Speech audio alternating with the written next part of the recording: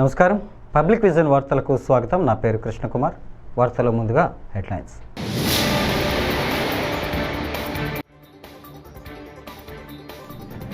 అహ్మదాబాద్ విమాన ప్రమాద ఘటనా స్థలిని పరిశీలించిన ప్రధాని మోడీ.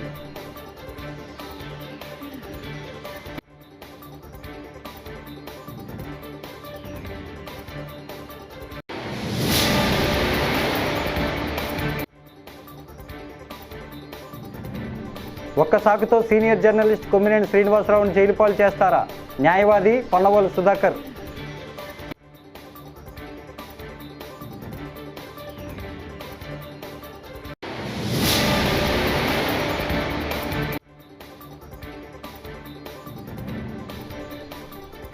కృష్ణా జిల్లాలోని ప్రాచీన బౌద్ధ మహాస్తూపం వద్ద యోగాసనాలు వేసిన యువత.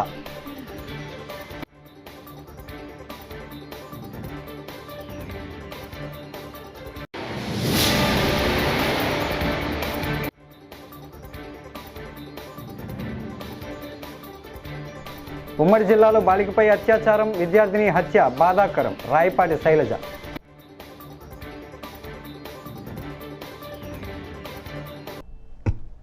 ఇక డీటెయిల్స్ చూస్తే, అహ్మదాబాద్లో విమానం కూలిన ప్రాంతాన్ని ప్రధాని నరేంద్ర మోడీ పరిశీలించారు. ప్రమాద వివరాలను అడిగి తెలుసుకున్నారు. ఆయన వెంట పౌర విమానయాన శాఖ మంత్రి రామ్మోహన్ నాయుడు కూడా ఉన్నారు. అహ్మదాబాద్ నుంచి లండన్కు బయలుదేరిన ఎయిర్ ఇండియా విమానం గురువారం ఘోర ప్రమాదానికి గురైన సంగతి తెలిసిందే. ఈ ప్రమాదంలో 241 మంది ప్రయాణికులు, సిబ్బంది చనిపోయారు. వైద్య కళాశాల సముదాయంపై విమానం కూలిన నేపథ్యంలో మరో 24 మంది మృతి చెందినట్లు తెలియజేశారు.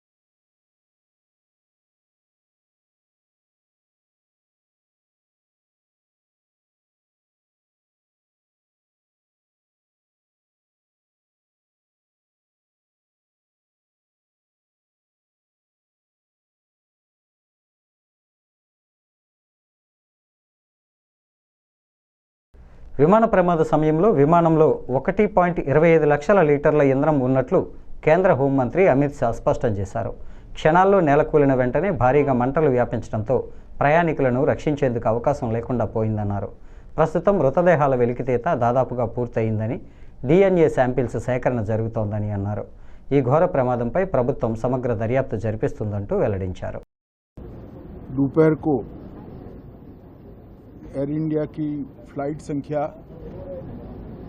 AI 171 दुर्घटनाग्रस्त हुई और कई पैसेंजर इसके अंदर हताहत होने की संभावनाएं हैं। इस घटना से पूरा देश क्षुब्ध है और पूरा देश एक साथ पूर्ण संवेदनाओं के साथ ये जो दुर्भाग्यपूर्ण हादसे में पैसेंजर हताहत हुए हैं, इनके परिजनों के साथ खड़ा है। सबसे पहले मैं भारत सरकार, गुजरात सरकार, भारत सरकार के प्रधानमंत्री जी और गुजरात सरकार की ओर से भी जो लोग हताहत हुए हैं इनके परिजनों के प्रति गहरी संवेदना व्यक्त करता हूं। 10 ही मिनटों में हादसे के भारत सरकार के पास सूचना पहुंची। तुरंत ही मैंने मुख्यमंत्री जी, यहां के गृह मंत्री, होम डिपार्टमेंट के control room, civil aviation department, civil aviation मंत्री, सभी से संपर्क किया। प्रधानमंत्री जी का भी तुरंत ही फोन आ गया और भारत सरकार और गुजरात सरकार के सभी डिपार्टमेंट एक साथ होकर राहत और बचाव कार्य में लगे। इस विमान में कुल मिलाकर 230 यात्री देश के और विदेश के और 12 क्रू मेंबर सवार थे। इसमें से एक यात्री का बचने का अच्छा समाचार मिला है, मैं उनको मिलकर आया हूं। मृत्यु का आंकड़ा तो डीएनए परीक्षण और यात्रियों की पहचान के बाद ही। ఒక్క సాకుతో సీనియర్ జర్నలిస్ట్ కొమ్మినేని శ్రీనివాసరావును జైలు పాలు చేశారంటూ ఎప్పటికైనా ధర్మం న్యాయం గెలుస్తుందని, ఈ కేసులో సరిగ్గా ఇదే జరిగిందని సీనియర్ న్యాయవాది పొన్నవోలు సుధాకర్ రెడ్డి అన్నారు. శుక్రవారం ఆయన మీడియాతో మాట్లాడుతూ కొమ్మినేని అరెస్టు అక్రమమని, ఆయన్ని తక్షణమే విడుదల చేయాలని సుప్రీంకోర్టు ఆదేశించిందన్నారు. సాక్షి ఆఫీసులపైన దాడులకు దిగుతున్నారు, పోలీసులు కనీసం కేసులు పెట్టడం లేదు. ఈ అంశాలన్నీ సుప్రీంకోర్టు దృష్టికి తీసుకువచ్చామని పొన్నవోలు తెలిపారు. కేఎస్ఆర్ లైవ్ షోలో వారు ఆ లైవ్ షో కండక్ట్ చేసేదానికి వారి మీద వేట చేసి బంధించి అప్లై కానటువంటి సెక్షన్లు పెట్టి, ఆయనకి వర్తించినటువంటి సెక్షన్లు పెట్టి వేధించి ఫైనల్గా జైలుకు పంపించి పైశాచిక ఆనందం పొందినటువంటి పాలక పక్షానికి ఒకటే చెప్తున్నా, ధర్మం న్యాయం ఖచ్చితంగా ఎక్కడో ఒక దగ్గర గెలుస్తుంది. ఒక్క మాట చెప్తున్నాను, ఇదే విధంగా బ్రిటిష్ పార్లమెంట్లో చర్చలు సెకండ్ వరల్డ్ వార్ జరుగుతుండగా చర్చలను కొసిరేస్తారు.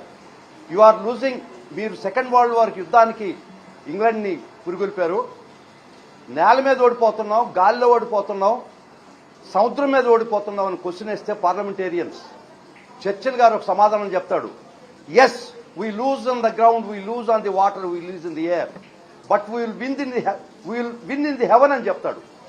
అట్టా మేము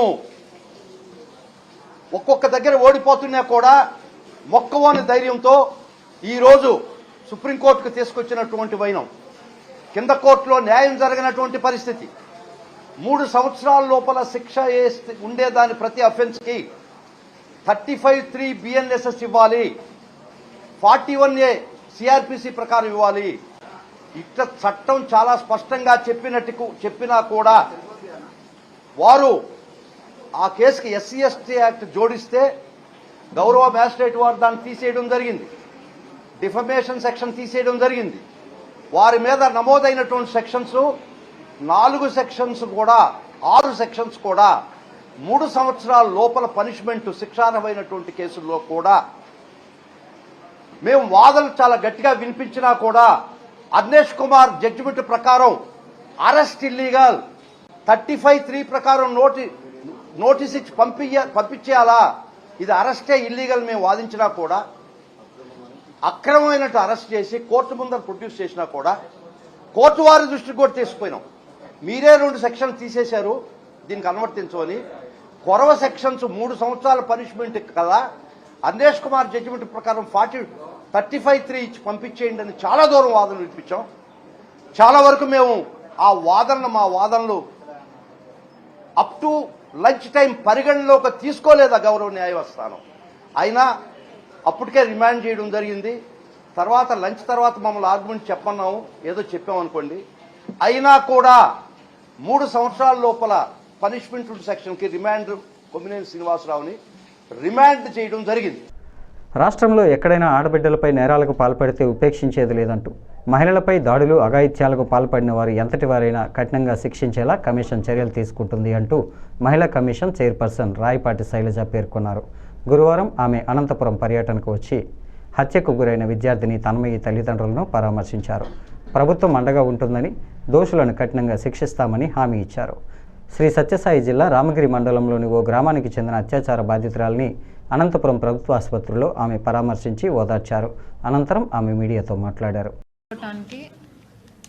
మేము సుమోటోగా తీసుకొని ఆల్రెడీ కొన్ని ఎస్పీకి లెటర్ రాయటం జరిగిపోయింది. వాటి మీద ఏదైతే కొంతమంది ఏంటంటే ఛానల్స్ కంప్లైంట్ ఇచ్చినా కూడా యాక్షన్ తీసుకోలేదు, తన్మయి పేరెంట్స్ ఇచ్చినా చెప్పడం, దాని మీద ఆల్రెడీ అధికారులతో మాట్లాడటం జరిగింది. వాళ్ళు కూడా ఏదైతే అంత ప్రొసీజర్ ప్రకారం జరిగిందని ఫుల్ కాపీ కూడా ఇచ్చారు.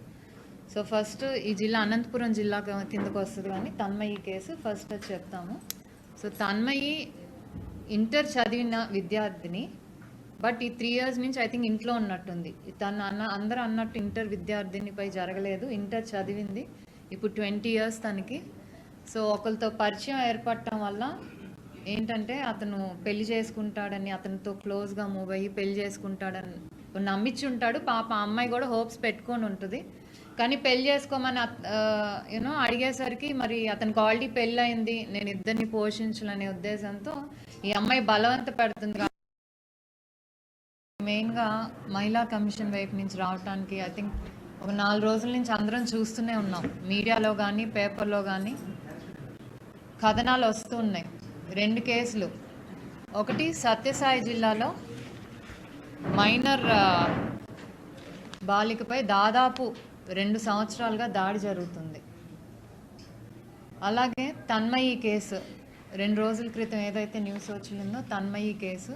సో ఆ విషయాల గురించి కనుక్కోవటానికి మేము సుమోటోగా తీసుకొని ఆల్రెడీ కొన్ని ఎస్పీకి లెటర్ రాయటం జరిగిపోయింది. వాటి మీద ఏదైతే కొంతమంది ఏంటంటే ఛానల్స్ కంప్లైంట్ ఇచ్చినా కూడా యాక్షన్ తీసుకోలేదు, తన్మయి పేరెంట్స్ ఇచ్చినా చెప్పడం, దాని మీద ఆల్రెడీ అధికారులతో మాట్లాడటం జరిగింది. వాళ్ళు కూడా ఏదైతే అంత ప్రొసీజర్ ప్రకారం జరిగిందని ఫుల్ కాపీ కూడా ఇచ్చారు. సో ఫస్ట్ ఈ జిల్లా అనంతపురం జిల్లా కిందకు వస్తుంది, కానీ తన్మయి కేసు ఫస్ట్ చెప్తాము.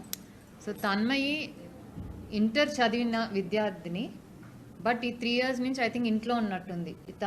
అందరూ అన్నట్టు ఇంటర్ విద్యార్థినిపై జరగలేదు, ఇంటర్ చదివింది. ఇప్పుడు 20 years తనకి. సో ఒకరితో పరిచయం ఏర్పడటం వల్ల ఏంటంటే అతను పెళ్లి చేసుకుంటాడని, అతనితో క్లోజ్గా మూవ్ అయ్యి పెళ్లి చేసుకుంటాడని నమ్మించి ఉంటాడు. పాప అమ్మాయి కూడా హోప్స్ పెట్టుకొని ఉంటుంది. కానీ పెళ్లి చేసుకోమని అడిగేసరికి మరి అతనికి ఆల్రెడీ పెళ్ళి అయింది, నేను ఇద్దరిని పోషించాలనే ఉద్దేశంతో ఈ అమ్మాయి బలవంత పెడుతుంది. కాబట్టి ఏదో విధంగా వదిలించుకోవాలని అంతా ప్లాన్ చేశారు. దీంట్లో ఏంటంటే మేము ఎన్నికల ముందు కూటమి ప్రభుత్వం ఇచ్చిన హామీలు అమలు కాకపోవడంతో ఏపీ రజక వృత్తిదారుల సంఘం జిల్లా కమిటీ ఆగ్రహం వ్యక్తం చేసింది. శుక్రవారం కర్నూలులో అధ్యక్షుడు సి ముక్కన్న, జిల్లా ప్రధాన కార్యదర్శి సి గురుశేఖర్ మాట్లాడుతూ ఉచిత విద్యుత్ కార్పొరేషన్ నిధులు, చెరువుల కేటాయింపు, నామినేటెడ్ పోస్టులు, సామాజిక రక్షణ చట్టం వంటి అంశాలన్నీ మేనిఫెస్టోలో ఉన్నప్పటికీ ఒక్కదానిని కూడా కార్యరూపం దాల్చలేదన్నారు. ఈరోజు మన జిల్లా కమిటీ సమావేశం సందర్భంగా ప్రభుత్వానికి మనం కొన్ని డిమాండ్స్ రూపంతో ఈరోజు చెప్తా ఉన్నాం. ఎన్నికల ముందు రజక వృత్తిదారులకు ఇచ్చిన వాగ్దానాలను అమలు చేయాలి. అదేవిధంగా ఎన్నికల కూటమి ప్రభుత్వం మేనిఫెస్టో ఒక 7 డిమాండ్లని మేము అధికారంలోకి వస్తే అమలు చేస్తామనేటువంటిది కూటమి ప్రభుత్వం ఎన్నికల ముందు ఎన్నికల మేనిఫెస్టో పెట్టింది. ఒకటి ప్రధానంగా ఈరోజు ఎస్సీ ఎస్టీ తరహాలో బీసీలకు సామాజిక రక్షణ చట్టాన్ని ఏర్పాటు చేస్తామని చెప్పింది. అదేవిధంగా 343 జీవో ప్రకారం వృత్తి చెరువులు కానీ, దోబిఘాట స్థలాలు కానీ అన్యాక్రాంతం అవుతున్నాయి. వీటిని పూర్తి హక్కు రజక వృత్తిదారులకే వర్తింపజేసేలా జీవోని పటిష్టపరుస్తామని చెప్పారు. అదేవిధంగా ఇప్పటికే జీవో నంబర్ 27 ప్రకారం ప్రభుత్వ శాఖల్లో దోబి పోస్టుల రజక వృత్తిదారులకి ఇవ్వాలి, కానీ కాంట్రాక్ట్ పద్ధతిలో ఉంది. మేము కానీ అధికారంలోకి వస్తే ఈ కాంట్రాక్ట్ పద్ధతి రద్దు చేసి ఏదైతే రజక వృత్తిదారులకి యువకులుగా ఉన్నటువంటి వాళ్ళందరికీ కూడా ప్రభుత్వ శాఖల్లో దోబి పోస్టులు భర్తీ చేస్తామని చెప్పారు. అదేవిధంగా 250 యూనిట్ల ఉచిత విద్యుత్ తెలంగాణ ప్రభుత్వం ఇస్తా ఉంది. మేము కూడా అధికారంలోకి వస్తే 200 యూనిట్ల ఉచిత విద్యుత్ని దోబిఘాట్లకి, ఇస్త్రీ షాపులకి ఇస్తామని చెప్పింది.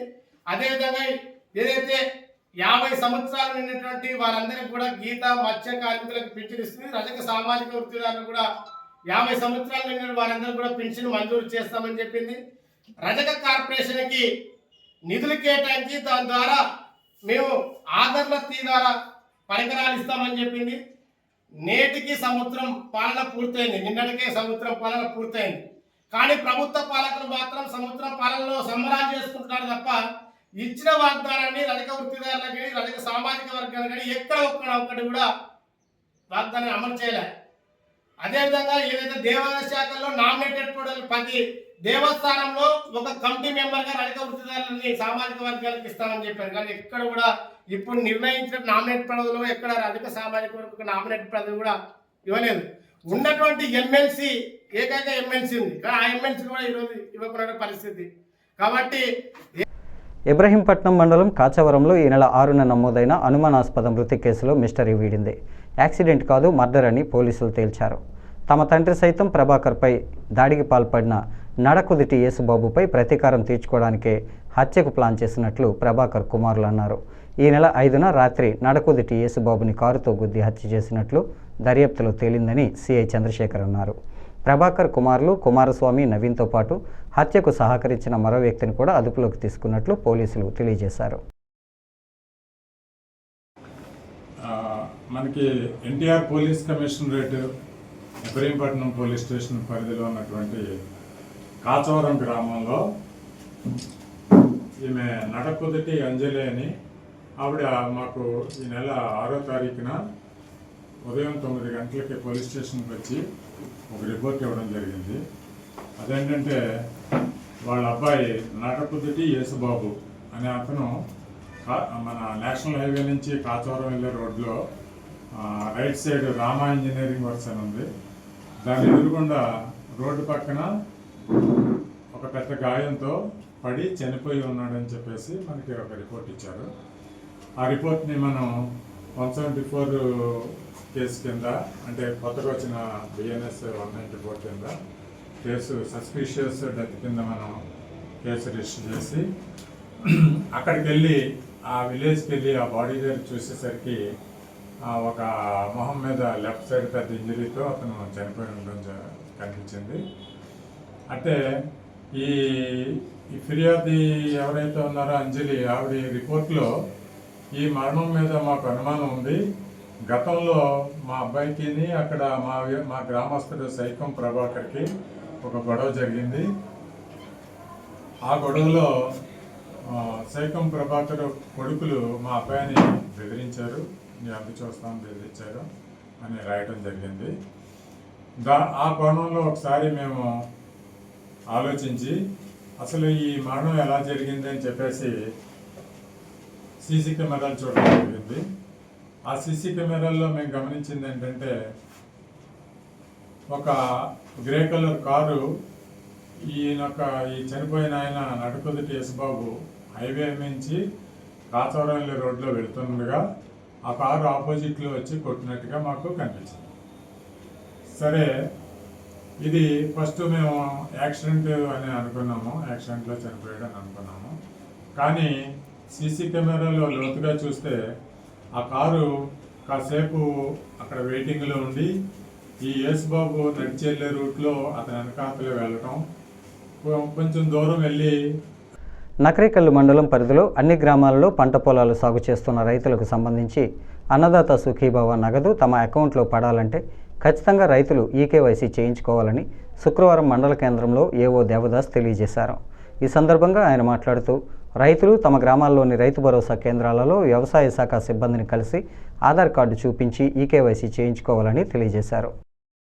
నకరేకల్లు మండల వ్యవసాయ అధికారి దేవదాస్ మాట్లాడుతున్నాను. నకరేకల్లు మండలంలో 9,717 మంది రైతులు అన్నదాత సుఖీభవ పిఎం కిసాన్కి సంబంధించి మన మండలంలోని రైతు సేవా కేంద్రాల్లో సిబ్బందిని సంప్రదించి బయోమెట్రిక్ అథెంటికేషన్ ఈకేవైసీ పూర్తి చేయించుకోగలరని తెలియజేస్తున్నాను.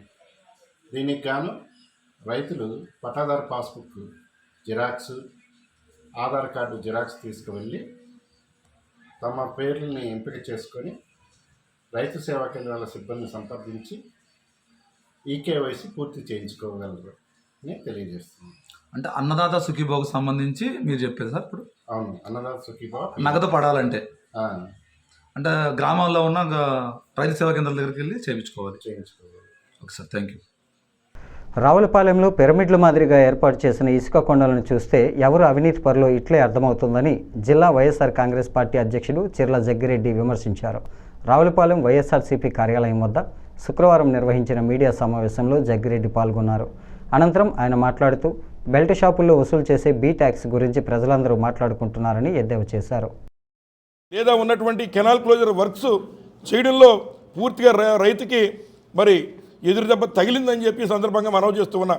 ఏదైతే మంత్రివర్యులు ఉన్నారు, ఉభయ గోదావరి జిల్లా నుంచే మంత్రి ఇచ్చారు, ఇరిగేషన్ మంత్రి, మరి ఆయన ఏం చేస్తున్నారో తెలియదు. మరి వాస్తవంగా 450 కోట్లు నేను తెచ్చేస్తానని చెప్పి రాజమండ్రిలో మీటింగ్ పెట్టి అక్కడ మరి ఆయన వచ్చిన వెంటనే ప్రగల్భాలు పలికి వెళ్ళారు. మరి ఈ రోజుకి ఆ రకంగా ఆయన ఈ 2 జిల్లాల్లో ఏదైతే మురుగు కాలువలు తవ్వేటువంటి కార్యక్రమం ఏదో 1-2 మేం తెచ్చినప్పుడు ఎస్టిమేట్లు పంపించినవి తప్ప మిగిలిన ఎక్కడ కూడా మరి ఎక్కడ వేసిన గొంగలి అక్కడే అన్న చందంగా ఈ ప్రభుత్వంలో ఉందని ఈ సందర్భంగా తెలియజేస్తూ ఉన్నా. అలాగే ఏరువాక మొదలైనటువంటి సందర్భం ముఖ్యంగా రైతులకి గతంలో ఇవ్వాల్సిన 20,000 రూపాయలు నారా చంద్రబాబు నాయుడు గారు ₹1 వారికి ఇవ్వలేదు. పాపం రైతులు మళ్ళీ కష్టపడి నాట్లు వేసుకునేటువంటి సమయం ఇప్పుడు కూడా ఆ డబ్బు ఇవ్వకుండా మరి రైతు వెన్ను విరిచే కార్యక్రమం ఈ నారా చంద్రబాబు నాయుడు గారు చేస్తున్నారని చెప్పి ఈ సందర్భంగా మీ అందరికీ మనవి చేస్తూ ఉన్నా. కాబట్టి మరి ఏదైతే నిన్న వచ్చిన కార్యకర్తలు ఎవరైతే ఈ యొక్క నియోజకవర్గంలో బండారు బ్రదర్స్ చేస్తున్న అవినీతి గురించి మళ్ళీ మాట్లాడితే మరి ఏదైతే ఈ నియోజకవర్గంలో నేను అడుగుతున్నా, బండారు సత్యానందరావు గారు గతంలో సారా సత్యానందరావు గారు అని చెప్పి కూడా ఈయన పేరుంది.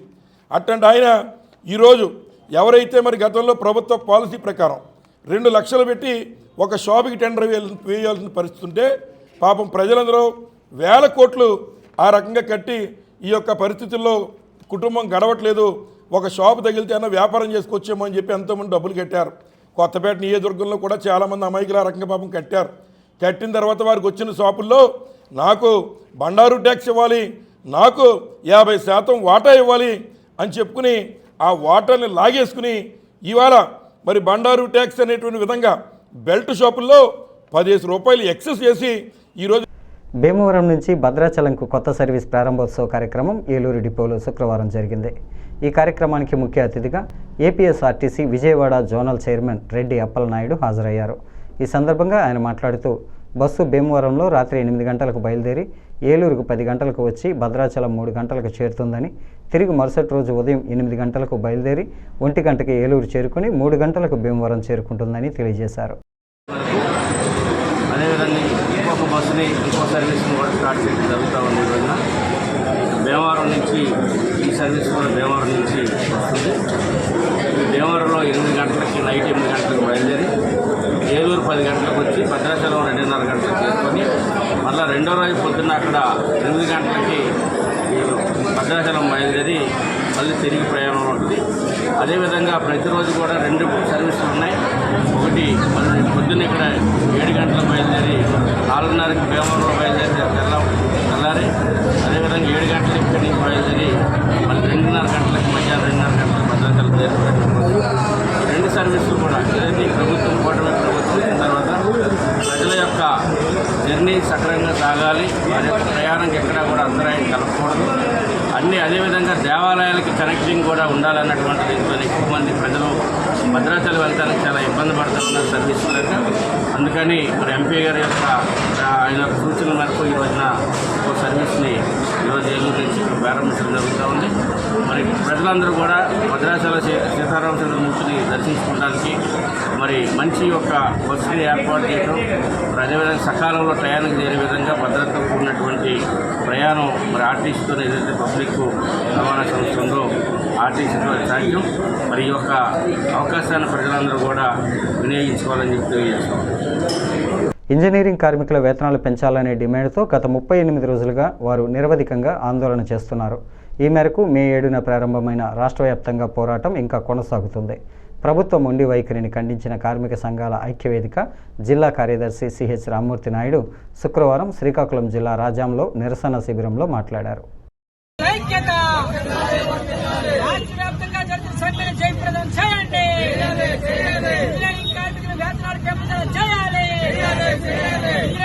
సంక్షేమ పథకాలు అమలు చేయాలి. ఇల్లు అన్స్కిల్ ప్రాంతాలకు వేతనాలు పెంపుదల చేయాలి. జిల్లాని ఇంజనీరింగ్ కార్మికుల ఐక్యత ఓ రాడి తీరుతాం, ఓ రాడి తీరుతాం, ఓ రాడి తీరుతాం. రాష్ట్ర ప్రభుత్వ నిర్లక్ష్య వైఖరి నశించాలి. వెంటనే చర్చలు జరపాలి. ఇంజనీరింగ్ కార్మికుల న్యాయమైన సమస్య పరిష్కారం చేయాలి. ప్రభుత్వం మొండి వైఖరి నశించాలి. రాష్ట్ర వ్యాప్తంగా జరుగుతున్న సమ్మెను జయప్రదం చేయండి. రాష్ట్ర వ్యాప్తంగా జరుగుతున్న సమ్మెను జయప్రదం చేయండి.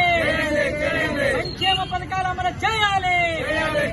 సంక్షేమ పథకాలు అమలు చేయాలి. 7 సంవత్సరాలుగా వేతనాలు పెంచుకోవడం సిగ్గో సిగ్గో. 7 సంవత్సరాలుగా వేతనాలు పెంచుకోవడం సిగ్గో సిగ్గో.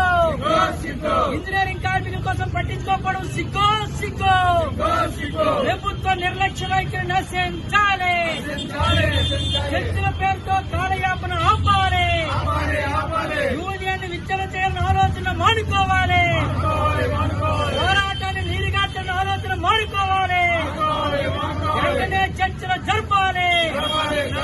రాష్ట్ర ప్రభుత్వం చర్చలు జరపాలి. రాజ్యాలు ఇంజనీరింగ్ కార్మికుల ఐక్యత సోమవారం నుండి జరుగుతున్న సమ్మెను జయప్రదం చేయండి. ఈ వార్తలు ఇంతటితో సమాప్తం. నమస్కారం.